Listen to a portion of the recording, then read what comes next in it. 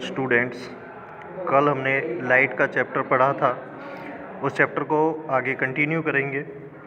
कल हमने देखा था कि इंसिडेंट रे ऑफ लाइट और रिफ्लेक्टेड रे ऑफ लाइट, हमने दो टाइप के ऑब्जेक्ट पढ़े थे, एक लुमिनियस ऑब्जेक्ट, एक non luminous object. Luminous object जो अपने प्रकाश के कारण स्वयं जलते हों, नॉन लुमिनियस ऑब्जेक्ट जो दूसरों के प्रकाश से दिखाई देते हों। या ये कहता है एंगल ऑफ इंसिडेंस क्या होता है। आपको यहाँ पे एक इंसिडेंट रे ऑफ लाइट दिख रही होगी जो किसी भी सोर्स से निकलती है। एक यहाँ पर आपको पॉइंट ऑफ इंसिडेंस दिख रहा होगा जहाँ पर वो सरफेस पर मीट करती है और बाउंस होकर अनदर डायरेक्शन में चली जाती है, उसे हम रिफ्लेक्टेड रे ऑफ लाइट कहते हैं। एक बीच में डैश डैश करके लाइन डाली गई है जिसे हम नॉर्मल लाइन बोलते हैं। Angle between incident ray and normal रे, एंगल जो है दो रे के बीच में बनता है। देखिए ये कहता है एंगल बिटवीन, जो एंगल है वो बनेगा इंसिडेंट रे और नॉर्मल रे। तो जो नॉर्मल रे से इंसिडेंट रे की, यहाँ पे देखेंगे एंगल जो है नॉर्मल रे से और इंसिडेंट रे के बीच में जो बन रहा है उसे हम एंगल ऑफ इंसिडेंस बोलेंगे। उस एंगल को हम आई से रिप्रेजेंट करते हैं। और दूसरा एंगल नॉर्मल रे से रिफ्लेक्टेड रे में बनता है, उसे हम आर से रिप्रेजेंट करते हैं।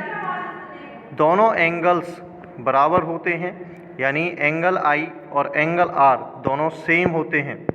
मान लीजिए आप एक एंगल लेते हैं, वो एंगल 45 डिग्री का है, जैसे इंसिडेंट एंगल, और रिफ्लेक्टेड एंगल भी 45 डिग्री का होगा। जितने डिग्री का एंगल इंसिडेंट होगा उतने ही डिग्री का एंगल रिफ्लेक्टेड होगा। आगे देखेंगे law of reflection, incident ray, reflected ray and normal रे। ये देखो, एक होती है इंसिडेंट रे जो सोर्स से निकलती है, एक होती है रिफ्लेक्टेड रे जो किसी सरफेस से ट्रांसफर रिफ्लेक्ट होकर अनदर डायरेक्शन में चली जाती है, पर मीडियम सेम होता है। एक होती है नॉर्मल रे।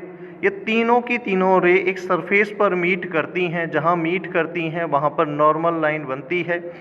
दोनों के एंगल आपको दिखाई दे रहे होंगे कि आई से और आर से रिप्रेजेंट किए गए हैं। आइए टाइप्स ऑफ रिफ्लेक्शन पढ़ते हैं। रिफ्लेक्शन टू टाइप के होते हैं, एक होता है रेगुलर रिफ्लेक्शन, एक होता है डिफ्यूज रिफ्लेक्शन। चलो देखते हैं रेगुलर रिफ्लेक्शन क्या होता है।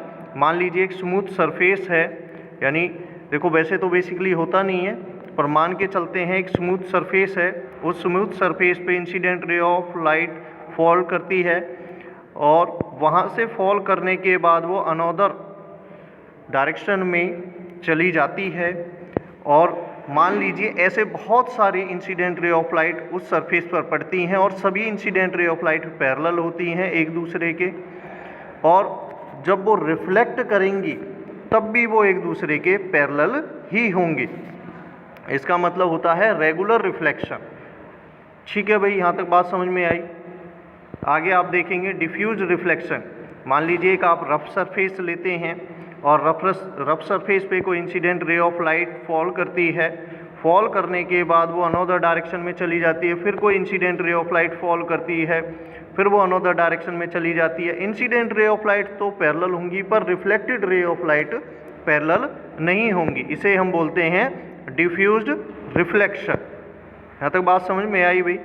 आप डिफ्यूज रिफ्लेक्शन की डेफिनेशन लिख सकते हैं, the kind of reflection in which for the parallel incident ray the reflected ray are not parallel.